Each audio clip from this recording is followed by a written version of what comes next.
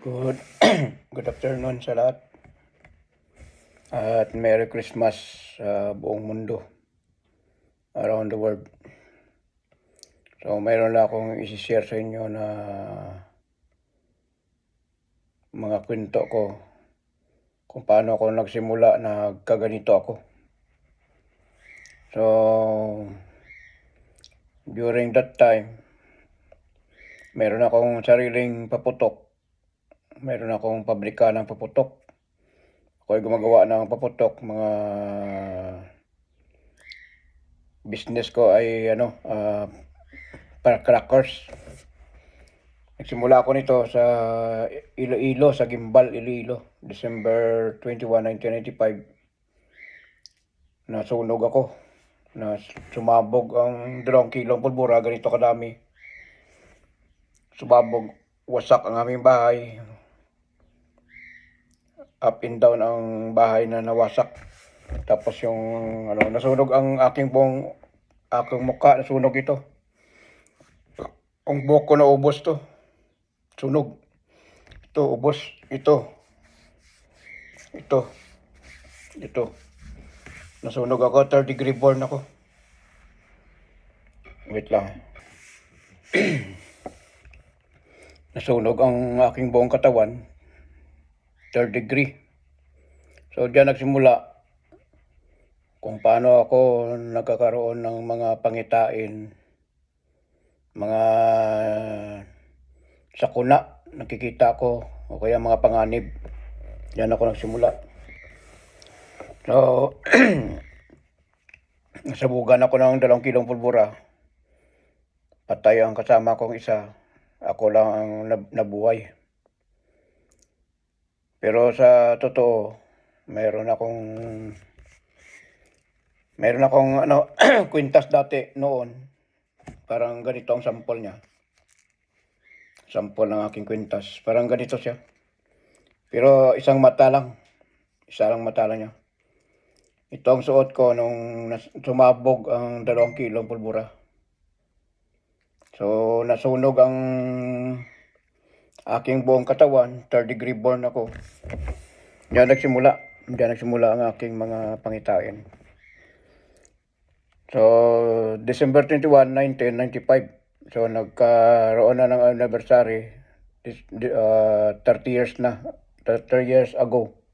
Nakalipas. So, diyan na ako nagsimula. Marami na ako mga pangitain. Nakakita na ako ng mga engkanto. Aswang. Hindi ako naniwala sa aswang pero nakakita talaga ako. Sa buong buhay ko. Yung aswang ay nagporma ng hayop. Tapos dumaan sa langit. Nagkaroon ng maliwanag ang buwan. Tumatayo yung aking balahibo dito. Dito tumatayo. Sabi ko may aswang. Sabi ko sa kasama ko, prepared. So nakita ko talagang aswang. Ibon siya, maya-maya bumaba, naging aso. After ng aso, nagbabae na, naka-90s pa. Mga edad siguro ng aswang, siguro nasa 40, mga 50 plus, mga ganun. So marami na ako nakita ng mga engkanto. Hinahabol ko yan. Hinahabol ko para gusto ko kausapin. Ayaw man sila makipag-usap sa akin. So kung makakausap ko sana, mahingi ako ng number ng luto para at least baka manalo ba. So diyan nagsimula ang akin mga pangitain. So hindi ko pala alam na ako ay Year of the Dragon, kaya nagkakaroon ako ng power sa pamagitan sa apoy. Kailangan masunog muna ako. So wasak ang aming bahay. Walang natira. Ubos lahat. Ang factory ko na mga ginawa kong paputok ay naubos ang aking kapital. Ang bata namatay. Pero yung bata hindi ko sinadya yun. Yung bata na naginip kasi na nagsabi sa nanay niya. Sabi niya, Nay, baka hindi na ako makarating sa year 1996. Sabi niya, anak, huwag ka magsalita na ganyan. Sabi niya, nanaginip ako na sumabog ang ginawa ni Rolin na paputok. So, sabi ng nanay, huwag ka mapunta doon, baka magkatotoong panaginip mo. Nang alaw na imidya, nangyari talaga na diskusya kami. So, shortcut ko na lang kasi pag mahaba ang kwento. So, diyan ako simula ang aking mga pangitain. Tapos, yung ba, nakalabas na ako sa hospital, 21 days na ako sa hospital. At naka-recover ako konti. Pero hindi na ito ang mukha ko na dati akong gwapo. Gwapo ako noon. Ngayon, tanggap ko na pumangit na ako kasi nag-iba ang aking mukha. Hindi na yung makinis na kutis. Ito, sunog to. Pati yung kamay ko, tingnan nyo. Sunog to lahat. 3rd degree burn. So, tapos pinagtawanan ako ng mga tao noon na ang aking kwintas ay bao ng niyog lang, ganito. Bao ng niyog. Isang mata. So, hindi ko sila pinapansin. Hinayaan ko lang sila. Tapos, nung bago ako madisgrasya, sabi sa akin, parang ganito ang tali niya. Kunin ko na, nagtanggal ako ng damit ko. Kasi gusto ko maligo ako, kasi grabe init. Tapos itong aking kwintas, tatanggalin ko na sana. Tapos sabay sa akin, wag, may mangyari. Parang may bumulong sa akin. Sabi ko, may mangyari. So binalik ko ang kwintas ko. Yun na, sumabog na talaga. So nawala ang kwintas ko sa akin. 6 na buwan. So nung pagkalabas ko sa ospital, sabi ko sa Panginoon, kailangan kong kwintas ko, gusto ko makita. Kasi diyan ko ma-prove kung may power ba o wala. So hinanap ko sa buong bahay, sa mga kahoy na nasunog, mga uling. Hinanap ko talaga, kinaykay ko, sabi ko, sunog na siguro yan. Kasi kahoy lang yan eh. So, tumawag ko sa Infinito na Diyos, yung Ama sa lahat na Diyos. Sabi ko, Panginoon, kailangan ko tulong mo. Gusto ko makita ang aking kwintas. So, sa ika-6 ko na paghanap, mga 6 p.m., narinig ko yung butiki na tik tik tik tik tik tik tik tik tik tik tik tik tik tik tik tik. Tapos napalingon ako. Sabi ko, napansin ko mayroong niyog na maliit. Kinuha ko. Pagkuha ko, kasi yung niyog na yon, yung bao na yung buo pa na bao ng niyog. Buo pa na niyog na coconut. Akala ko lang, kasi nasampa lang diyan sa may during na time na nagbaha dati sa amin. So tinanggal ko yung balat. Pagtanggal ko ng balat, uy, isang mata man to. So tinago ko yun. Yun na palang sign na makikita kong kwintas ko. Tapos, pagtingin ko sa taas, sa akin lubos na paniwala at pananalig sa iyo, Ama. Ako naniniwala talaga ako sa iyo ng lubos na aking paniwala at pananalig sa iyo na kayo po ay makapangyarihan. So, pwede po ba na makikita ko muli ang aking kwintas? Kasi kumbaga, ito lang kasi ang tali niya, yung itim, parang shoelace lang. So, naputol ito. Ang natira, parang ganito na lang. Nung tingin ko sa lupa, akala ko paningin ko lang. Akala ko sa paningin ko lang siya. Tapos nung nandahan ko dinampot, parang naguhuli ako ng yung kulisap. Paghawak ko, uy, totoo. Sabi ko, thank you, Panginoon. Binalik mo sa akin. So, nakuha ko yon, naibalik ko sa aking katawan. So, ginawan ko sa ulit ng kwintas. Pero iba na yung pakiramdam ko, mainit na. Ako, ang ginawa ko lang yun, ang aking nilagay lang doon sa loob ay ang aking picture, kung anong birth date ko na taho, anong pitsa na aking pinanganak. Naganap ako ng coins na ilagay doon sa loob. At nilagay ko rin ang 3 buto ng kamatsili. Yung kamatsili yan galing doon sa aming lugar sa Bandurriao. Ito natumbahan ako na tinamaan ako dito. Sakto yung pagdaan na nagbabike kami. Natumba kasi pinuputol nila yung kamatsili. Tumama dito sa aking mata. So mayroon ako remembrance dito. So yun na, nilagay ko doon sa loob 3 kamatsili. Yung buto ng kamatsili. Yan lang nilagay ko. Wala naman ko iba nilagay na nilagyan pa ng mga, yung iba kasi naglalagay ng mga orasyon. Sa akin wala, pangalan ko lang. Tsaka birthday ko. At saka ginawa ko talaga ng kwintas. Triangle. Isang mata. So, tested and proven. Bumalik sa akin, nung umuwi ako sa amin, nakita ko sa tito ko, sabi ko, ito yung kwintas ko. Nakita ko pa. Tapos nung mula noon, yun ang suot ko. Kaya nung nasa Iloilo kami, mayroon, dyan din ako nagsimula. Nung una, hindi talaga ako marunong manggamot. Nagagamot ako sa iba't ibang sakit, ng mga kahit anong sakit. Yung paborito kong sakit, yung mga kinukulam, mga binabarang, mga, kumbaga, mga naengkanto, mga exorcist, mga possessed exorcist. Yun ang mga ginagamot ko talaga. Tapos yung mga kati-kati sa ulo, kati-kati sa katawan. Mayroon pang hindi makalakad. Mayroon pang hindi makakita. Diyan nagsimula ako. So, nagagamot talaga ako. Noong bata pa ako nag-umpisa. Nung pagka-disgrasya ako, 19 ako. So, nanggamot ako. Nag-start na ako ng gamot is 1996, 97.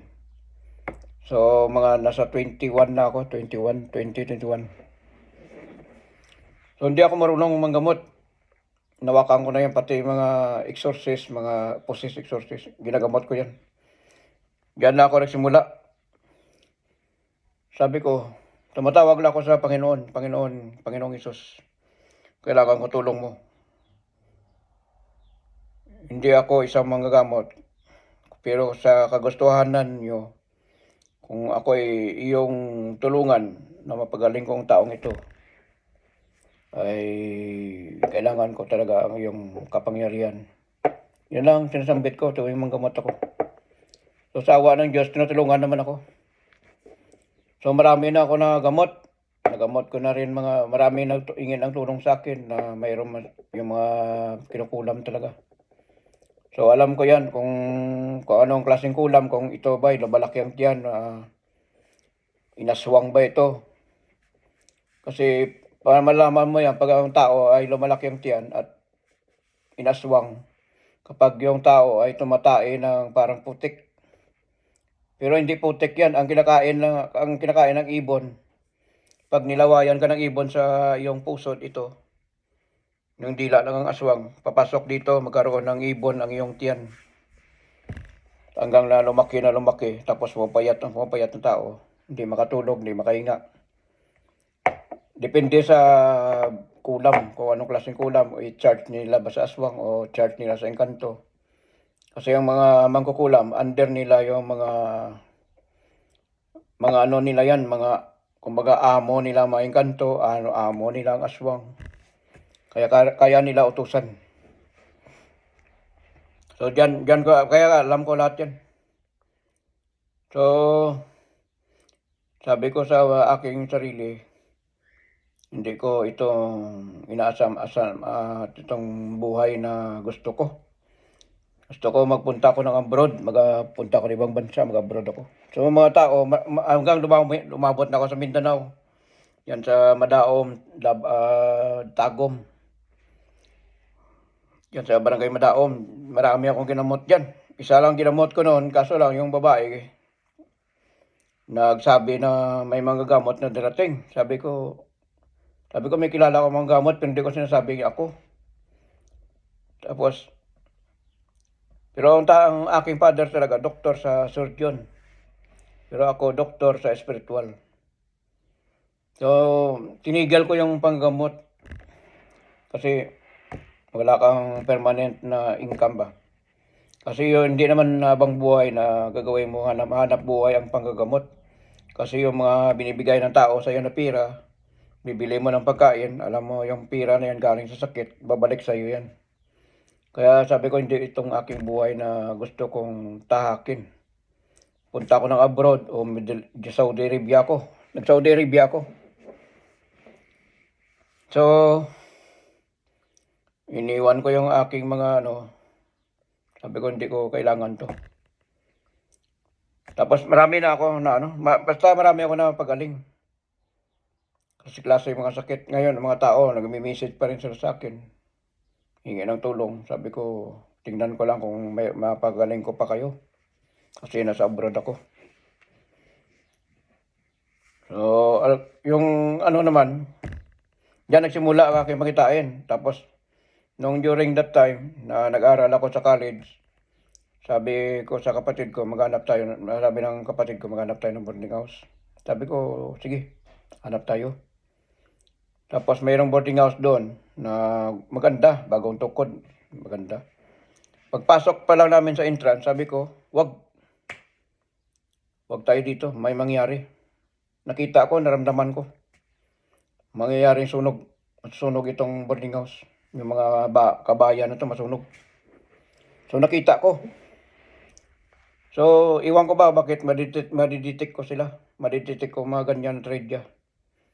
So, after mga isang buwan, so, natulog ako nung madaling araw. Gising ako mga alas 2. May nagbulong sa akin, sabi niya, sunog. Pagising ko, sabi ko, wala naman sunog. Tingin ako, sumilip ako sa mabitana, wala naman sunog, sabi ko. So, nag-ihi muna ako, saka bumalik ako matulog, maiga. Tapos pero naririnig ko itong naririnig kong mga aso, mga pusa, parang maingay. Parang nag-aaway na, hindi mo maintindihan. So, balik ako na higa. Pagbalik ko na higa, maya-maya, narinig ko na talaga. Sunog! Pagtingin ko sa bintana, malaki ng sunog. Isang bahay pa lang na malaki ng apoy, taas. Tapos kinatok ko lahat ng mga kapitbahay namin, mga borders na, mga kapitbahay ko sa kwarto. Sabi ko, pack up. Ligpit kasi may sunog na parating. Andyan na, isang malawak ang sunog. Sa loob ng 2 oras, ang natupok na bahay, mga 40 or 60 na bahay na sunog. Diyan sa likod ng Western Institute in Technology, diyan sa Lapas, sa WIT. Kasi dito kami banda nakahanap ng boarding house dito sa release ng train. Kaya sabi ko, pag tumawid itong sunog, ubos lahat to kasi dikit-dikit eh. Dikit-dikit ang bahay. So na-detect ko talaga ang sunog. Ganon din to, ang kaibigan ko, kasama ko sa trabaho kasi ang aking kapatid mayroong construction. Sabi ko sa kapatid ko, sa kaibigan ko, sabi ko ran, yung boarding house, yung hotel na tinatrabahuan ng kapatid mo, ng asawa mo, masusunog, alas 2, madaling araw, 3rd floor, banda dulo sa last floor. Sa room, last room, sabi ko. Masusunog, alas 2 madaling araw. Sabi niya, maniwala ako sa'yo. Sabi niya, mga panaginip, hindi totoo yan, hindi yan, Sabi ko, sige, kung hindi ka maniwala, tingnan natin. So, mga isang buwan, maaga pa siya, dumating. Paspas ng takbo ng bike niya. Tapos, sabi niya, Lin. Sabi ko, parang nagmamadali ka. Sabi niya, naalala mong kwento mo sa akin? Ang hotel na tinatrabahuan ng asawa ko, masusunog. Sakto sa sinabi mo, alas 2 madaling araw, nasunog talaga. Tapos third floor, last room, banda dulo. Tama, yung sinabi mo, description mo binigay sa akin, sakto. So, sabi niya, hindi ako niniwala sa'yo, niniwala na talaga ako. Tapos marami akong mga trade na daanan, mga nalaglag ako sa jeep, na basag ko itong ulo ko. Nalaglag ako sa tumatakbong sasakyan. So, nung narinig sabi ng umiiyak na yung mother ko, kasi isang linggo na, hindi pa ako nakagising. Nakakumatos ako. Tapos sabi ng pero wala pa to, hindi pa to nangyari. Nung bata pa ako, mga high school pa. Hindi pa ako nasunog, okay pa ako. So, marami ako ng mga trade na daanan. So, sabi nila, siyam buhay na daw ang pusa. Sa akin, umabot na ng lampas na ng 30 kakandal na ubos ko. Marami na akong mga trade na daanan. So, diyan ko na nagsimula lahat. Diyan nagsimula lahat ang aking mga pangitain na mga babala. Bukas ang aking third eye, halimbawa, pag gising ako, mararamdaman ko sa pakaramdam. At saka kung tuwing natutulog ako, makikita ko ang mga hindi nakikita, mga kalamidad, lindol, bagyo, baha, sunog, mga tsunami. Nakikita ko na ngayon. So, ngayon, nung nandun ako sa Saudi Arabia, 2009 ako napunta ng Saudi Arabia, 6 years ako sa Saudi. So, nanaginip ako na sumakay ako sa aeroplano, napunta ako dito sa New Zealand, pero hindi ko alam saan sa New Zealand. Basta naabutan ko lang, nadatnan ko sa lumang simbahan. So, umakyat ako sa ibabaw ng simbahan. Pag-akyat ko sa ibabaw ng simbahan, nakita ko ang simbahan ay gumuho. Nagkaroon ng malakas na lindol, 6.7. Tapos, yung mga nakikita ko rin ang mga building na gumuho, mga gusali marami talaga na dito nasira sa 2011 earthquake, February 22, 2011. So, pagkatapos ng New Zealand, sabi ng piloto sa akin, sabi niya, you want to stay here or you want to come back in Saudi Arabia? Sabi ko, yes, I want to come back because my body is there in Saudi Arabia. If I'm not go back in Saudi Arabia, my body is dead because I cannot wake up because my soul is here, my spirit is here. Okay, hurry up because we need to move now because maybe the runway will be distract of the earthquake. Okay. So, nagbalik na kami sa Saudi Arabia. Tapos pagising ko ng umaga, sabi ko sa kasama ko, mayroong magaganap na lindol sa New Zealand. Sa Christchurch, pero hindi ko alam saan sa Christchurch. Kasi ang church kasi, 'di ba, bahay ng Diyos 'yan. O kaya dalanginan o baga sagradong diyan na nanalangin ng mga tao. Kaya tinatawag na Christchurch. Pero hindi ko naman alam na nandito na ako ngayon sa itong lugar na to, sa New Zealand, sa Christchurch City, New Zealand talaga. Mayroon pala lugar dito, Christchurch City. So ito ang lugar na tinamaan ng earthquake February 22, 2011 sa panaginip ko na nakita ko. Sabi ko maraming mga Pilipino namatay, 11 ang namatay na Pilipino noon, natabunan. So nakalipas na isang buwan, nakita kong araw, nagkaroon ng solar eclipse. Dapat ang araw ay maliwanag na siya, alas 7 na kasi pumapasok na kami sa trabaho. Nagkaroon ng solar eclipse. Pero yung araw, bilog siya, pero ang liwanag ng araw, tinakpan na ng mga halos, lampas na ng 3/4. Ang natirang liwanag ay na lang, 1/8. So sabi ko, makasamang pangitain to, sabi ko sa kasama ko. Mayroong magaganap na malakas na lindol. Ito ay mangyari sa lupa o sa dagat. Malakas na lindol at Ang itim kasi simbolo ng lindol at saka baha o kaya tsunami. So, nangyari ang hindi ko alam kung saan, hindi ko ma-predict, hindi ko maibigay ang exact title kung saan tatama ang lindol. Basta doon na point ang araw sa east. So, ang mangyaring trade sa east din na portion. So, ngayon, March 11, 2011, tumama ang earthquake sa Japan. 9.0, 8.9. So, nagka-connecting ang lindol sa Christchurch, sa New Zealand at saka Japan. Nung natandaan natin, December 8, nagkalindol din sa Japan, 7.6 na lindol. Sabi ko, nag-post ako dito sa New Zealand, mag-ingat. Dahil babalik ulit ang lindol dito sa New Zealand. Hindi ko lang alam kung kailan. Itong taon na to, year 2025, December, o next year. So basta magka-connecting yan sila. Kapag maglindol sa New Zealand, maglindol sa Japan, may connecting sa New Zealand. Kasi kung titingnan mo yung mapa ng New Zealand at mapa ng Japan, at saka yung sa area niya, puro tubig. Ang New Zealand, ganun din, puro tubig. So, magkakahawig. Pero ito, ang Japan, kung titingnan mo yung mga forma ng mapa ng Japan at saka mapa ng China, kasing hawig ng dragon.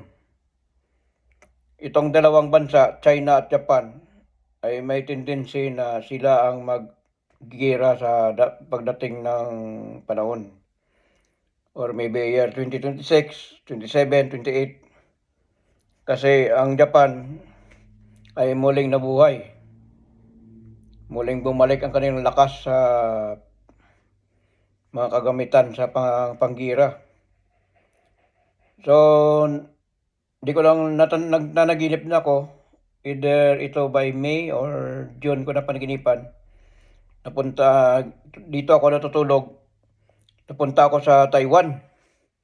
Pagdating ko sa Taiwan, mayroong dumaan na jet fighter na kulay itim. Dito doon sa boundary ng China. Hinabol ngayon ito ng mga missiles ng China. Yung jet fighter, pero hindi nila naabot kasi mabilis tong bagong aeroplano na Hindi ko lang alam anong klase aeroplano kasi hindi ko na nakita ang bilis Or either ito Japan or iya sa Amerika na may aeroplano. So, tumatakbo ako sa kabundukan. Tapos sabi ko sa mga tao, takbo, tago kayo, tago.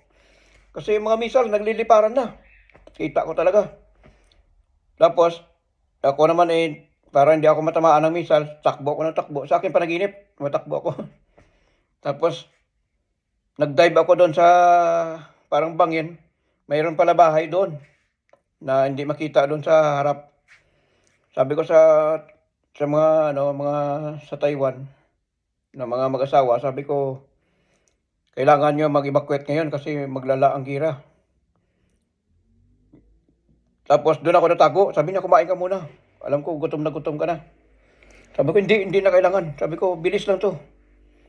Maglikas na kayo kung mari, wag kayo magtago kayo kung mayroon kayong mga dapat talaga sa mayroong mga gira mangyari, mayroon talaga shelter. Yan ang mahalaga talaga katulad ng nasa Iran at saka sa Israel. So, ito pa. Dumating na ako dito sa natapos ng contract ko sa New Zealand, sa Saudi Arabia. November 14, malapit na patapos, sabi ko balik muna ako ulit kasi hindi ko makuha ang benefits ko. Natulog ako November 14, nagbakasyon ako. Tapos, kinabukasan, flight ko na pabalik ng Saudi Arabia. Sabi ko, mag-isang taon pa ako para makuha kong benefits ko. 6 years. Kasi kung hindi ko makakomplito 6 years, hindi ko makuha ang benefits ko, sayang din. Nasa 7,000 real pa. Tapos bumalik ako. Nung gabi na yan, kinabukasan, flight ko na. Nanaginip ako, sumakay ako sa aeroplano. Tapos sabi ko, pagsakay ko, nakita ko talaga ang aeroplano na makras na. sa dagat. Tapos sa pagitan ng dalawang isla, dalawang island o dalawang malaking isla. So nawala ng kontrol ng eroplano kasi ang propeller ng eroplano ng kaliwa ay nasira. Hindi na gumana kaya tumagilid ang eroplano. Dahan-dahan na pabagsak. So napasigaw ako, talon! Talon! Napasigaw talaga ako sa panaginip ko. So katabi ko yung anak ko, yung babae at saka lalaki. Napagitnaan nila ako. Dahil na-miss din nila ako kasi lagi ako sa abroad, maliit pa sila. So, sabi ko, pagising ko, nakita ko talaga na nabagsak ang eroplano sa dagat. So bago pa bumagsak ang eroplano sa dagat, binasag ko yung bintana ng eroplano, doon ako nagtumalon sa bintana. Tapos dami namatay ng mga stewardess, mga piloto, damay, pati pasahero, damay. So wala talaga may nakaligtas doon. Lahat sila ipatay. Ako lang nakatalon sa nakatalon ako sa isla. Hindi ako nasama sa pagka-crash ng eroplano. So kinabahan ako, kinabukasan. Sabi ko sa mga anak ko, baka makatotoo ang panaginip ko kasi nakarash ng eroplano. Sabi sa akin, sabi ko, Panginoon, wag iligtas mo lang ang eroplano na aking sasakyan. So pumunta na ako ng Manila. Dapat ang flight namin papuntang Saudi, alas 10 ng gabi.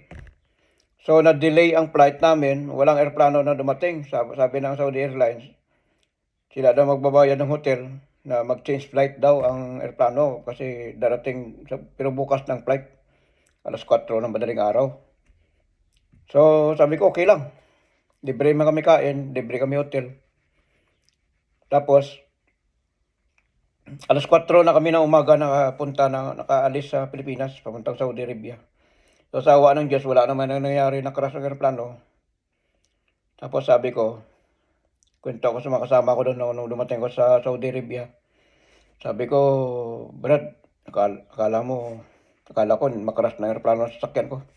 Sabi ko sa kanila. So wala naman nangyari. After 1 week, nabalitaan ko itong Malaysian Airlines na nakrash sa Indian Ocean sa gitna ng dagat, bumagsak. Yan na yung panaginip ko pala. Kaya sabi ko, kung totoo talaga ng panaginip ko, basta once na ako na lumabas sa aking katawan, ang aking espiritu, at dumating ako sa isang lugar o saan mang lupalop ng buong mundo, makakarating ako. At totoo ang aking warning kasi nakikita ko sa aking panaginip, nandun ako mismo sa pangyayari. Pero kung nanaginip ako na nandito lang ko, hindi yan totoo. Baliktad. So, natapos ko yung kontrata ko.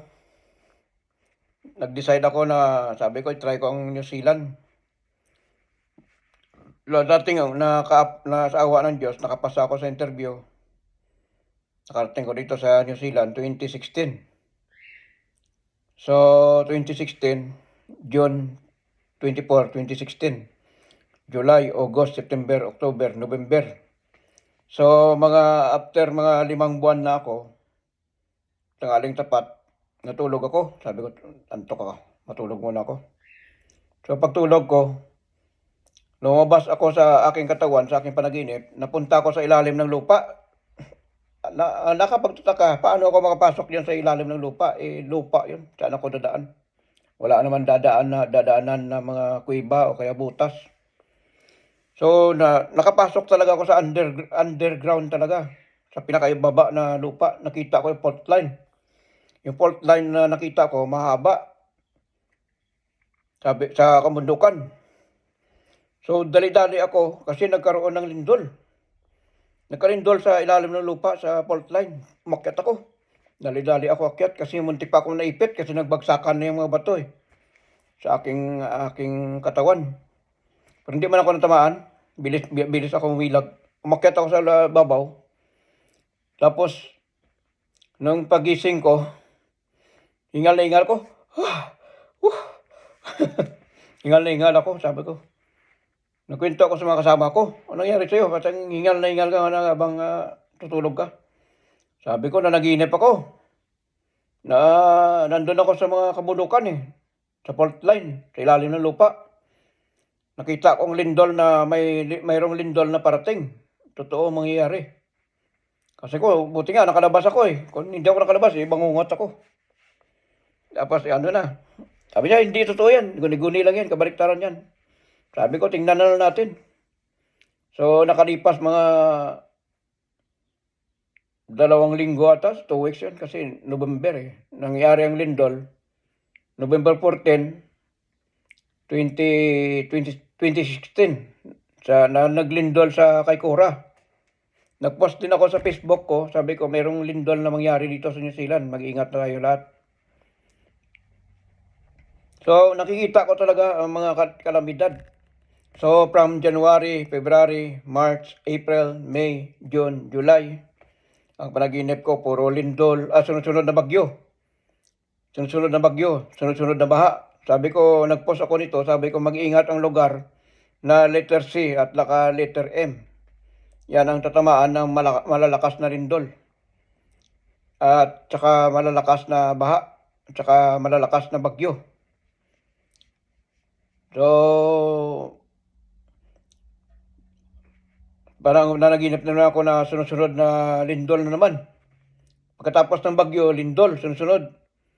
Sunog. Tapos nanaginip na naman ako, sabi ko, mayroong lindol na mangyayari sa karagatan. Ito ay magkakaroon ng tsunami. So, July, bago mag-July, nanaginip ako. Meron din nag-post nito si Ryo Tachoki, yung Japanese na nanghula din. Na sabi niya, magkaroon daw ng lindol sa Japan at magkaroon ng tsunami. Pero hindi nangyari ang sinabi niya. Pero sa akin, ang sinabi ko, mayroong mangyayaring lindol sa karagatan, sa Pacific Ocean. Pero hindi ko lang alam sa North, sa South, sa East, sa West. Basta sa part ng Pacific Ocean. Pinakamalakas na lindol mangyari ito at saka magkaka-tsunami sa dagat. Sabi ko mag-ingat, nag-post din ako dito ako sa New Zealand eh. Nag-post ako sa aking pamilya. Sabi ko huwag kayong magpunta sa mga gilid ng dagat, aware kayo muna. Kasi mayroong magaganap na lindol sa karagatan, sa Pacific Ocean. Pero hindi ko lang ibigay sa inyo kung anong oras, anong araw, anong buwan, anong taon mangyayari ang malakas na lindol sa dagat. At bukod pa yon, mayroon pa akong panaginip na sumabog itong submarine volcano sa ilalim ng dagat. Na grabe ang tidal wave. Ang tidal wave talaga, grabe. Hindi lang tsunami. Ang tsunami kasi mga 4 meters high lang eh. Pero panaginip ko talaga, pagsabog ng vulkan, yung tubig, parang nabuwal, parang gano'n, nagkaroon ng tidal wave. So, hindi pa nangyari yon. So, itong lindol sa karagatan, sabi ko, nangyari talaga sa Kamchatka, Russia. Di ba, nagkaroon ng 8.8, intensity 8, magnitude 8 na lindol sa Kamchatka. Ito nangyari ata July 30 ba? Or August 1. Di ko lang matatandaan. So, August 5 or July 5. Hindi ko lang basta hindi ko lang maano. So, totoo nangyari. Nakita ko talaga sa aking panaginip kasi nandun ako, sumakay ako sa barko. Nakita ko talaga na nagkaroon ng lindol sa dagat at saka nagkaroon ng tsunami. So, itong panaginip ko na under submarine volcano ay hindi pa nangyari. Mangyayari pa ito. Hindi ko lang alam kung itong year 2026, 27 or 28. Basta may magkaroon ng tsunami. Tapos, sunod-sunod ang baha. Grabe ang baha. Malawak ang baha. Ngayon, mayroon naman ako nakita. Na-stop ang aking panaginip, August. Bumalik ang aking panaginip ulit, September. Una-una, nagpakita ang ating Panginoong Hesus, April 14, 2024, napakita sa akin. So, nagkaroon ng kulog kidlat. Pagkatapos pagkaroon ng kulog kidlat, nakita ko ang puting usok pumasok sa bintana, nagkaroon ng tao. Habang natutulog ako, sabi ko, tumayo ko agad ako. Pero tulog ako. Tumayo ang aking espiritu, lumabas sa aking katawan. Nakita ko ang Panginoong Hesus, sabi ko, Panginoong Hesus man to. So, lumuhod ako sa Kanya. Pagluhod ko, Panginoon, patawarin mo ko sa lahat ng aking mga kasalanan. ng mga ginawa ko mulang bata pa hanggang lumaki na ako. Tapos sabi niya, "Pinatawan na kita anak, tumayo ka." Tapos niyakap ko siya. Ni-embrace ko talaga siya. Itong mukha nating Panginoong Hesus, yan. Yan talagang lumabas, nakita ko sa aking panaginip. So, niyakap ko siya. Sabi ko, tapos tumulo ang luha ko, umiyak talaga ako. Tapos sabi ko sa Panginoon, sabi niya, "Anak, pinapatawan na kita. Bilisan niyo na, umalis na kayo dito. Dahil mayroong mangyayaring pinakamalakas na malakas sa lindol." Sabi sa akin, pinakamalakas na malakas sa malakas na lindol. So, ibig sabihin, malakas na pinapakamalakas. So, nandun din ako dati sa Saudi Arabia. Meron naman matanda doon. Itong panaginip ko, nangyari ito bago mangyari ang lindol sa Nepal. So, nandun din ako sa gilid ng dagat. Nagkaroon ng kulog kidlat. Biglang lumabas ang puting usok. Pagbaba, naging tao, isang matanda, puti ang buhok, puti ang kanyang balbas, puti ang kanyang suot. Nakakasilaw pag titingnan natin. So sabi ko maya sabi sa akin, lumabas, isang matanda, tapos naging tao. Sabi sa akin, "Anak, nakikita mo ba yon ang lahat ng mga gusali?" Tinuro niya doon sa Middle East, sa bansang Middle East. "Nakikita niyo ba ang lahat ng mga gusali na mga matataas, mga bahay na mga malalaki? Wala yan matitira. Lahat yan ay iguguho." Kasi yung sabi sa akin, walang matitirang bato na makatungtong sa kapwa bato. So, yung sinabi niya na makaguho sa Middle East, hindi pa nangyari. Mangyayari pa yan. Pero ilang taon na. 2013, 14, 15, 16, 17, 18, 19, 20, 21, 22, 23, 24, 25, 26. So, 15 years o 20 years, mga ganun. Hindi pa nangyari. Ngayon, ngayon sa panahon ngayon, sa Middle East ay binabagyo na. Dating diserto, lahat ay puro tubig na ngayon. Lagi nang binabaha, ulan. So, maraming mga magaganap na mga kalamidad sa Middle East. Isa na rin ito, makagira ulit. At dito rin sa Indo-Pacific, magkakaroon ng gira ulit. Sa part ng Europe, UK, Russia, NATO, tsaka Amerika, maglalapot ang away dyan. Hanggang umabot ang away naman dito, Middle East, at mag-away din magkagira din sa Indo-Pacific, China, Japan, North Korea, Russia, Pilipinas, Taiwan, South Korea, Australia, at mga lahat na part ng kaalyado ng Amerika, kaalyado ng China, ay magka-scramble war yan. Mangyari ang gira sa karagatan. Either year 2026, 27, or 2028. Hindi ko lang alam kung kailan. Pero ngayon, may bago namang panaginip nung mga 2 linggo na ata na naghahanda na yung isang bansa na lulusob. Maraming nilabas na mga tangke de gira, mga eroplano, jet fighter, mga barko, mga pandingba. Hindi ko lang alam kung anong bansa to kasi ang nakita ko lang doon na flag nila ay kulay pula na may mga bituin. Hindi ko lang alam kung anong bansa to. So, mangyayari ang World War III. So, be prepared lang tayo. Especially ngayon, year of the horse coming. Fire horse. So, magliliyab ang galit ng mga bawat tao, bawat bansa. Kapwa sa kapwa maglalaban. Karian sa karian, magpapatayan. Lahi sa lahi ay mag-ubusan. So, mangyayari ang World War III.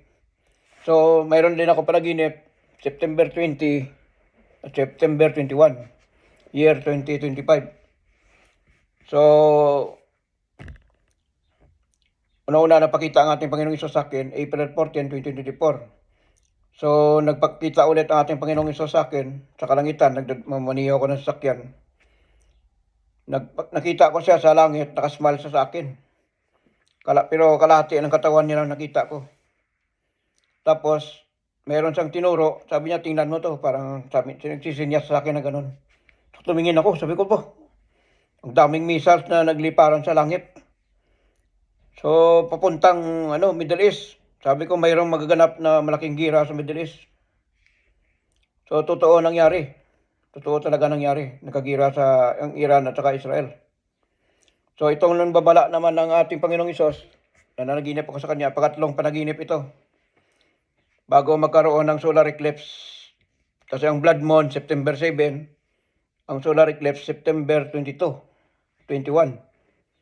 Pero nung itong panaginip ko, nagpakita ang ating Panginoong Hesus sa akin, September 20 at saka 2021, nagising na ako. So, bumaba ang ating Panginoong Hesus sa langit. Natakpan niya ang araw, kaya nagkaroon ng solar eclipse. Tapos, nakita ko ang ating Panginoong Hesus, ang kanyang suot na kulay gold na parang kapa niya. At saka yung kanyang katawan ay nagniningning, nagkikislap-kislap. Parang gold-gold yung kanyang katawan. So, pero ang ating Panginoong Hesus hindi bumaba sa lupa. Ito ay nakalutang lamang sa kalangitan. So, nakita ko rin ang mga millions of angels na kasama ng ating Panginoong Hesus. Nagbabantay sa kanya sa kanyang paligid. So, may hawak na kulay gold na espada. At saka yung kanilang mga suot, kulay gold din, nagriningning. Tapos, pag-rest ng Panginoong Hesus ng kanyang kamay, ginanyan niyang kamay niya, biglang nagliliparan ang mga kulay puti. Nakita ko, millions din. Nakita mo parang fireworks. Sabi ko, ano yun? Sabi ko, parang gumagalaw na maliliit na lumilipad-lipad. Sabi ko, mga kaluluwa ata yun ah. So, nakita ko talaga. So, yan ang sinasabi nila na mga ibang reliyon. Sabi nila na magkakaroon daw ng rapture. Sabi ko, walang mga nangyayaring rapture sa mga buhay na tao, kundi yaon lamang ang mga espiritu ng mga tao na namatay sa matagal ng panahon. Yun ang mangyayari talaga. So, sabi ko, walang mangyayaring 3 days of darkness. Agaw dilim, agaw liwanag lang. Pero ito hindi matagalan, ito ay madali lang. So, nung nakita ko na, sumunod na naman ang mga outer space na mga panggira ng mga hindi ko alam kung alien ba to kasi kasama ng Panginoon. O baka iba rin yun ibang yan, mga grupo. So, sumusunod siya sa Amerika. Nakita ko lang talaga sa langit ay ang flag ng Amerika. At saka nakita ko ang Panginoong Hesus bumaba sa tapat ng bansang Pilipinas. So, sabi ko, buong Luzon, Visayas, Mindanao, natakpan ng ating Panginoong Hesus na kanyang balabal. Ang likuran niya ay bansang Pilipinas. Sabi ko, ano ibig sabihin nito? Bakit ang Palawan hindi natakpan? Hindi niya kaya naabot sa kanyang yung balabal niya. Pero natakpan talaga Luzon, Visayas, Mindanao. 'Di ba? Sabi ko ito ay mangyayari restore. O kaya mayroong mga gaganap na mga tragedya from Luzon, Visayas, Mindanao. So nung nagsimula ng September 2021, sunod-sunod na ng bagyo, 'di ba? Naalala natin? Sunod-sunod na bagyo, sunod-sunod na baha sa Luzon. Sumunod pagkatapos ng Masbate ng bagyo at saka baha, sumunod ang Cebu. Nagkaroon ng lindol, 6.9. Umabot hanggang sa dulo ng Visayas, Iloilo. So sabi ko, after na nag-warning din ako nito, sabi ko itong lindol ay tatawid dito sa Mindanao. Kasi sabi ko natapos ng Luzon, susunod na bagyo, baha, Visayas, nagkaroon ng lindol. Sabi ko next is Mindanao. So, itong September 21, nagrarally ang mga DDS sila Sara, nag-awit siya sa Cebu ba ito, sa Davao. Kami ay apoy na hindi namamatay. Ang sa dulo ng kanyang awit, durugin. Ang ibig sabihin ng durugin, lindol. Itong kami ay apoy, nasunog ang Piapi Boulevard sa Davao, maraming bahay ng sunog. Sabi ko, nagbabala ako dito, next is Mindanao. Tumawid ang lindol sa Mindanao. Nag-start sa Manay, Davao Oriental, sa karagatan. So buong Mindanao nilindol. Ganon din ang Visayas, lumindol din. Sabi ko, kung hindi magtigil ang lindol, kaya ito lang nakapagtataka, bakit ang lindol sa atin dapat isang bisis lang, di ba? Sa ibang bansa, isang bisis lang ng lindol eh. Sa atin, sunod-sunod eh. Buong Pilipinas, lumilindol. So nakapagtataka, mula nung natakpan ng ating Panginoong Hesus ang Pilipinas, sumusunod ang mga restore ang buong Pilipinas. Lindol, bagyo, baha, sunog. Nagkasunog din sa Katmon, Malabon. Maraming nagaganap ngayon mga sunog. So after ng Mindanao, naglindol din ang Surigao, 6.7.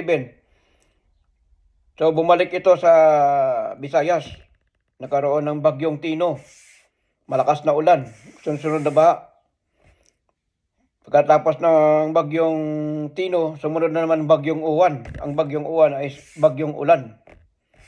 So from Visayas, going to upward ng Luzon.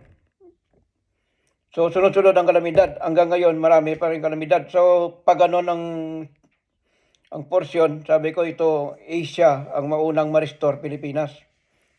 Tapos sumunod kasi nag-warning ako, ang delikado na mga lugar, letter C, letter B, letter M. Katmon, Malabon, Mandaluyong,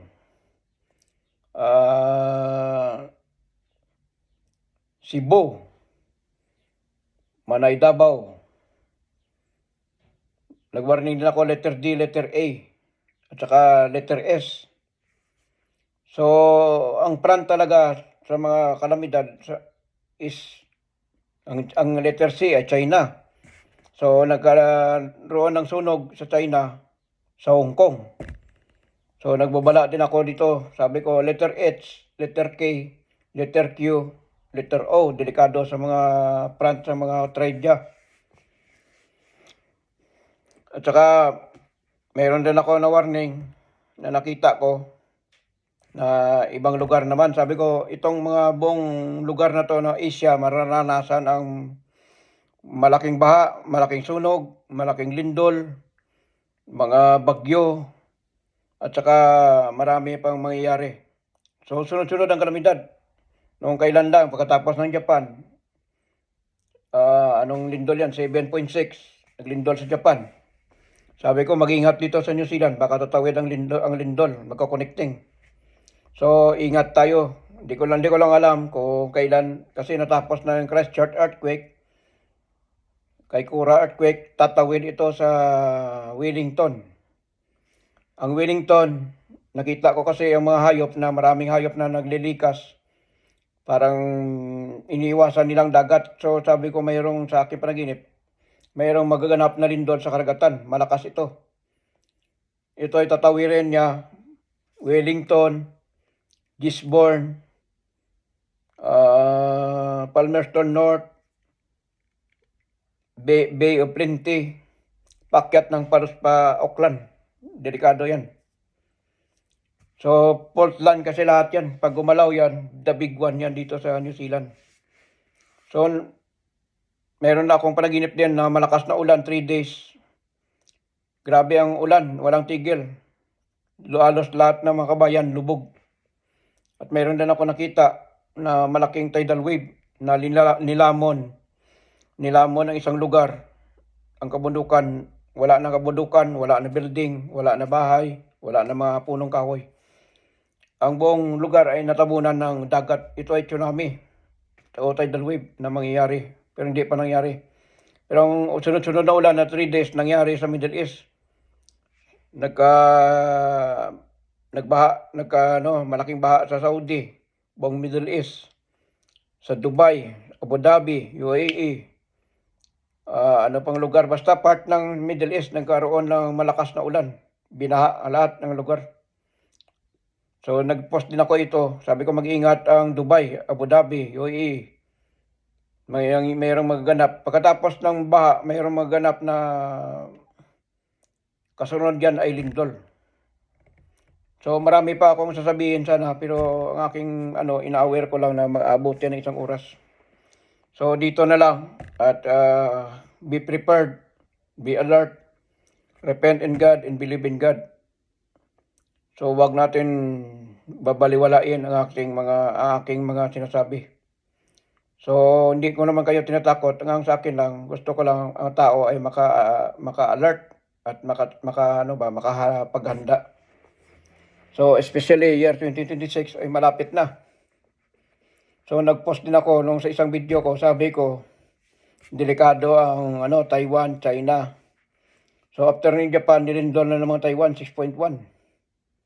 So nangyari ang lindol sa Taiwan December 24. Pero ang video ko na isa December 23. Sabi ko delikado ito China, Taiwan, tsaka lahat na Asia makaranas ng sunod-sunod na lindol, bagyo, baha, sunog.